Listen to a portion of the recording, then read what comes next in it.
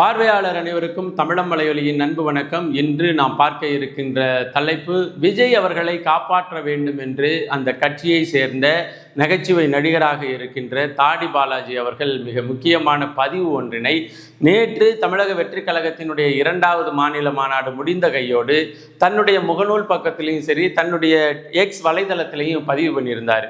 இது தொடர்பாக இன்றைய காலையில் காட்சி ஊடகங்கள், செய்தியாளர்கள் தரப்பு தொடர்பு கொண்டு, எதற்காக இது போன்ற ஒரு நிலை தகவலை நீங்கள் வைத்திருக்கிறீங்க, இதற்கு பின்னாடி நீங்கள் என்ன சொல்ல வரீங்க, இவரை யாரிடமிருந்து காப்பாற்ற வேண்டும் என்று நீங்கள் நினைக்கிறீர்கள் என்று தாடி பாலாஜி அவர்கள்ட்ட தொடர்ச்சியான கேள்வியை வைக்கும் பொழுது அவர் ஒரு விரிவான விளக்கத்தை பதிலாக கொடுத்திருந்தாரு. அது என்ன சொன்னாரு, என்ன பேசினாரு என்பது குறித்து நம்ம பேச இருக்கிறோம். கூடுதலாக நேற்று நடந்து முடிந்த அந்த மாநாட்டு திடல்ல இருந்து என்னென்ன பொருள்கள் திருடு போயிருக்கு அப்படின்னு சொல்லிட்டு இன்னைக்கு காட்சி ஊடகங்கள் மிகப்பெரிய பட்டியல் ஒன்றை வாசித்து கொண்டிருக்கின்றது.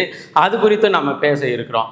குறிப்பாக பார்த்தீங்கன்னா 2வது, அதாவது தாடி பாலாஜி எதற்காக பேசினாரு, ஏன் பேசினாரு என்று பார்ப்பதற்கு முன்னாடி நேற்று நடந்து முடிந்த அந்த மாநாட்டு திடல்ல இருந்து மிகுதியான பொருட்கள் களவாடப்பட்டிருக்கு அப்படிங்கிறத செய்தியாளர்கள் இன்னைக்கு ஒளிபரப்பி கொண்டிருக்கிறாங்க.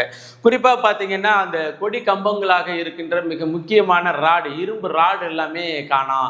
அதாவது அந்த மாநாட்டு திடலுக்கு போகின்ற வழியில் வைத்திருந்த இரும்பு ராடுகள் எல்லாம் காணோம்.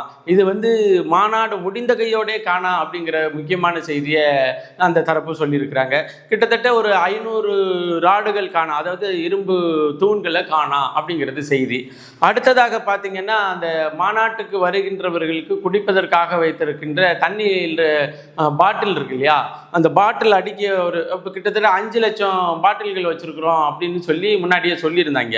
ஆனால் வந்தவங்களுக்கு அவங்க டிஸ்ட்ரிபியூட் பண்ணாங்களா, அல்லது வந்தவங்க எத்தனை பேர் அப்படிங்கிற புள்ளி விவரம் வெளியாயிருச்சு. அதனால அந்த முழு பாட்டில்களும் பயன்படுத்தப்பட முடியாத சூழல்ல இருந்தவனே போறவங்க இப்படி திமுகவில் ஒரு மாநாடோ அல்லது ஒரு அமைச்சரோ வந்துட்டு போனா அந்த வருகையில் இருக்கின்ற, அந்த மேடையில் இருக்கின்ற, அல்லது அந்த வரவேற்பு நிகழ்வில் இருக்கின்ற அந்த தோரணத்தில் இருக்கின்ற காய்கறிகளை எல்லாத்தையும் பறிச்சுட்டு ஓடுவாங்க இல்லையா.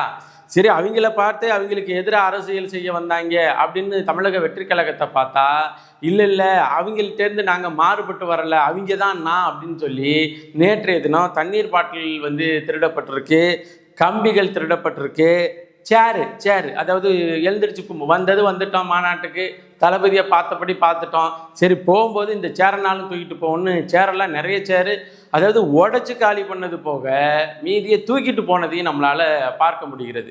கூட்டத்தை பொறுத்தவரையிலையும் ரொம்ப பிரம்மாண்டமான கூட்டம் அப்படி இப்படின்னு இந்த காசு வாங்கிக்கிட்டு வேலை செய்கின்ற இந்த ஊடகங்கள்லாம் ஊதி பெருசாக்குனாலும் விஜய் அவர்களினுடைய தரப்பு மிகப்பெரிய கோபத்தில் இருக்குது. ஏன்னா விக்கிரவாண்டியில் நடந்தின அந்த மாநாட்டில் பாதி அளவு கூட இங்கே கூட்டம் கூடலை அப்படிங்கிற செய்தி மிக தெளிவாக மாநாட்டு பந்தலினுடைய மேடையிலிருந்து பார்க்கும் பொழுதே தெரிஞ்சிருச்சு. அதில் மிகப்பெரிய வருத்தத்தில் விஜய் தரப்பு இருக்கிறதாகவும் செய்தி தெரிகிறது. அதே போல் பார்த்தீங்கன்னா ஒரு கட்சி தன் தொண்டனை எப்படி மதிக்கிறது, எப்படி அவனை பார்க்கிறது, அவனை ஒரு உயிராக பார்க்குது. அவன் தொண்டனாக இருக்கிறான், அவன் கட்சிக்காரனாக இருக்கிறான், அவன் மாவட்ட செயலாளராக இருக்கிறான், ஏதோ இருக்கிறான், அவனை குறைந்தபட்சம் அவன் ஒரு மனிதனாக ஒரு உயிராக பார்க்குதா அப்படின்னு சொன்னால், நேற்று அந்த நிகழ்வில் நடந்து கொண்ட அந்த பவுன்சர்களினுடைய நடவடிக்கை, மாநாட்டு திடலை ஏற்பாடு செய்த ஏற்பாட்டாளர்களினுடைய நடவடிக்கை முழுக்க ஏதோ விஜயை தவிர அங்கு கூட யாருமே ஒரு மனித உயிர் இல்லை அப்படிங்கிறத மாதிரி தான் அவர்கள் நடந்து கொண்டதை நம்மளால் பார்க்க முடிகிறது. ஏன்னா அந்த ரேம்ப் வாக், அதாவது நடைமேடை என்று ஒன்று அமைச்சிருக்கிறானுங்க. அந்த நடைமேடைங்கிறது சாதாரண தளத்திலிருந்து 10 அடி உயரத்தில் அந்த நடைமேடையானது அமைக்கப்பட்டிருக்கு. அந்த நடைமேடைக்கும் இந்த ஆட்கள் உட்கார்ந்துருக்கிறதுக்குமான இடைவெளி சற்றேறக்குறைய 10 அடி விட்டு கம்பங்களை கட்டியிருக்கிறானுங்க. சரி, இவங்களுக்கு நல்லா தெரியும் நம்ம கூட்டம் ஒரு அணில் கூட்டம், நம்ம எவ்வளவு தான் கம்பத்தை கட்டுனா கூட தவி குதிச்சு வந்துடும் அப்படின்னு தெரிஞ்சுக்கிட்டு இந்த வேலையை செஞ்சுருக்காங்க. அப்படிதான் பல பேர் அந்த நடைமேடையை அடைஞ்சு, இப்போ அதிலெல்லாம் ஒரு காட்சி பதிவில் நம்மளால் பார்க்க முடிகிறது. இந்த பவுன்சரு அப்படியே தூக்கி தள்ளி விட்றாப்புல. அதாவது வந்து தன்னுடைய தலைவனை பார்க்க வேண்டும் என்ற ஆவலில் வந்து மேலே ஏறுறவனை ஒரு சாந்தப்படுத்தி அவனை டச் பண்ணாமல் அவனை பார்க்க விட்டு கூட அனுப்பி விட்டுருக்கலாம். ஆனால் பாருங்க, வந்தது வந்து ஒரு உயிர்னு கூட தெரியாத ஒரு நிலைமையில அப்படியே நடைமேடையிலேருந்து கீழே தள்ளி விடுறானுங்க. கீழே விழுந்ததை நம்மளால பார்க்க முடிகிறது. பாவம் அந்த பெற்றவங்க வந்து இதெல்லாம் பார்த்துட்டாங்கன்னா நம்ம பிள்ளையோடைய வாழ்க்கை எப்படி இருக்குது பாரு அப்படின்ற ஒரு வருத்தம் அவங்களுக்கு வந்திருக்கும். அதே போல தான் பாருங்க, அந்த இடத்த, அதாவது அந்த தடுப்பை ஏறி வந்துடக்கூடாது, அது ஏறி வந்துடக்கூடாது அப்படின்னு சொல்லிட்டு உலகத்திலேயேங்க கிரீஸ் டப்பாவை வச்சு கிரீஸ் தடவி வச்சிருக்கிற ஒரு பெரிய அவலம், பேரவலம் வந்து இந்த மாநாட்டில் தான் நம்மளால் பார்க்க முடிகிறது. நான் என்ன சொல்கிறேன், அவன் வர்றது உனக்கு அன்னீசியாக இருக்குது, அவன் உன்னை வந்து நெருங்கிறது உனக்கு வந்து ரொம்ப தர்ம சங்கடமாக இருக்கா, நீ மாநாடே நடத்தாதேங்கிற. அவன் வந்து உன்னை நெருங்கக்கூடாதுன்னு நினைக்கிற நீ அவனுடைய வாக்கு மட்டும் உன்னை நெருங்கி நீ வந்து ஒரு பெரிய அரசியல் கட்சி தலைமையாக வர வேண்டும் என்று எப்படி நினைக்கிற அப்படிங்கிற ஒரு கேள்வி மாற்று கட்சிக்காரர்களா இல்லைங்க, ஒரு சக மனிதர்களாகவே நம்மளுக்கு வருகிறது. இதை தாண்டி அங்கே அரங்கன்னது, அதாவது கீழே விரிச்சிருந்த அந்த கார்பெட் அதெல்லாம் கிழிச்சு அங்கே ஏறி நின்று எல்லா சேரையும் உடைச்சி, அதாவது இவங்க இப்படி தான் பண்ணுறாங்க அப்படின்னு விக்கிரவாண்டியில் தெரிஞ்ச பிறகு அங்கே மதுரையில் சுற்றிலும் இருக்கிற கான்ட்ராக்டர் வந்து எவனுமே இந்த மாநாட்டுக்கு வந்து சேரு கொடுக்கல. இவங்க என்ன பண்ணியிருக்கிறாங்க, இங்கேருந்து கேரளாவிலேருந்து சேரை வாங்கி போட்டிருக்கிறாங்க. கேரளாவிலேருந்து சேரை வாங்கி போட்டு அதை எடுத்து அடுக்கிற வேலை, எடுத்து மீது விரிக்கிற வேலை, இதெல்லாம் வந்து இங்கே இருக்கிறவனை வச்சு பார்த்த பிறகு இப்போ அந்த உடைக்கப்பட்ட சேர் இருக்கு இல்லையா, அதாவது உடைக்கப்படாமல் இருக்கின்ற சேரை விட, அதாவது இருக்கைகளை விட உடைக்கப்பட்ட இருக்கைகளின் எண்ணிக்கை அதிகமாக போயிடுச்சு. இப்போ எதுக்கும் உடைக்கிறாங்க, இப்போ எதற்காக இதை வாங்கி, சரி இப்போ நான் என்ன சொல்கிறேன், இவங்களுக்கு சேர் போட்டு இனி மாநாடு போடக்கூடாதுங்கிற முடிவுக்கு இந்த கட்சி தலைமை வந்துடணும். இதெல்லாம் காட்டு மிராண்டி கூட்டம். இந்த கூட்டம் வந்து நாகரிகப்படுத்தப்படாத, அரசியல் படுத்தப்படாத கூட்டம். அதனால இந்த கூட்டத்துக்கு இனி வந்து இருக்கைகள் போடக்கூடாது என்கின்ற முடிவுக்கு இந்த கட்சியினுடைய மாநாட்டு தலைமைகள் வந்துடணும். இல்லாட்டினா அவன் பார்க்கின்ற உயர அளவிற்கு தலைமையானது இறங்கி வரணும். அவன் இருக்கிற இடத்துல, அவன் உட்கார்ற இடத்துல இறங்கி நடந்து கடந்து போனீன்னா உன்னை பார்க்கணுன்னு ஏறி குதித்து இவன் வந்து சேரை உடைச்சிருக்க மாட்டான். அதுலேயும் பார்த்தீங்கன்னா நேற்று விஜய் அவர்கள் பேசி அந்த 30 நிமிட அந்த பேச்சுக்குள்ளேயே இடையில 2 வாட்டி பிட்டு அடித்தார். இதெல்லாம் பார்த்துட்டு விஜய் அவர்கள் பேசும்போதே பாதி கூட்டம் வெளியில் போயிடுச்சுன்னு வச்சுக்கோங்களேன். இதெல்லாம் ஒரு பக்கத்து நடந்துக்கிட்டு இருக்கும் பொழுது தான் நேற்று மாலை தாடி பாலாஜி வந்து விஜயினுடைய தமிழக வெற்றி கழகத்தினுடைய அறிவிக்கப்படாத கொள்கை பரப்பு செயலாளராக செயல்பட்டு இருக்கிறாரு. சமீபத்தில் கூட நம்ம ஒத்த சீட்டு வேல்முருகன் வந்து ஏதோ ஒரு விமர்சனத்தை வைத்த பொழுது வேல்முருகன் அவர்களினுடைய வீட்டை முற்றுகையிடுறதுக்கு தாடி பாலாஜி போயிட்டாரு. அந்த அளவுக்கு தமிழக வெற்றி கழகத்தின் மீது ஈர்ப்பை உடைய ஒரு மனிதர். அவர் வந்து நேற்று தமிழக வெற்றி கழகம் மாநாடு முடிஞ்ச உடனேயே ஒரு வடிவமைப்பை போட்டு விஜய் அவர்களை காப்பாற்ற வேண்டும் அப்படின்னு ஒரு பதிவு போட்டிருக்கிறாரு. எதற்காக விஜய் அவர்களை காப்பாற்ற வேண்டாம், அதுதான் பவுன்சர் இருக்கிறாங்க, பவுன்சர் இல்லாமல் போலீஸ்காரங்களை வச்சுருக்கிறாங்க. இதையெல்லாம் தாண்டி தொண்டர்களை நெருங்கவே முடியாத அளவிற்கு ஒரு உயரமான ரேம்ப் வாக்கெல்லாம் போட்டு இவர் நடப்பயணம்லாம் போய் ஒரு சக்ஸஸ்ஃபுல்லாக அவரை பொறுத்தவரை ஒரு வெற்றிகரமான ஒரு மாநாட்டை நடத்தி முடிச்சுட்டு போயிருக்கிறாரு. அவரை போய் காப்பாற்றணும், நானே இறங்கி அந்த வேலையை செய்ய போகிறேன் அப்படின்னலாம் இவர் தாடி பாலாஜி ஒரு பதிவு போட்டிருக்கிறாருன்னு பார்த்தா மிகுந்த தெளிவோடு, மிகுந்த அரசியல் தெளிவோடு அந்த பதிவானது போடப்பட்டிருக்கு. என்ன அப்படின்னு சொன்னால், நாம் விஜய் அவர்களினுடைய பேச்சை விமர்சிக்கிறோமோ இல்லையோ, தாடி பாலாஜி மாதிரியான ஆட்கள் மிக தெளிவாக அந்த பேச்சை உள்வாங்கி இந்த பேச்சு முழுக்க விஜய் அவர்களுக்கு தவறான வழிகாட்டுதலின் மூலமாக இந்த பேச்சானது பேசப்பட்டிருக்கு. இவருக்கு வந்து முதல் மாநாட்டில் என்ன பேசணும் அப்படிங்கிற ஸ்கிரிப்ட் இப்போ தெரியுமா தெரியலையா என்னன்னு தெரியல. மாநாட்டில் என்ன பேசினாரோ அதையே கொண்டுட்டு வந்து சில பல வார்த்தைகளை மற்றும் இடம் மாற்றி இந்த இடத்துலையும் பேசியிருக்கிறாரு. அப்போ இவருக்கு வந்து ஒரு அரசியல் பேச்சை எழுதி கொடுக்கக்கூடிய இவர்கள் அவரை வந்து ஒரு சதி வலையில சிக்க வச்சிருக்கிறாங்க.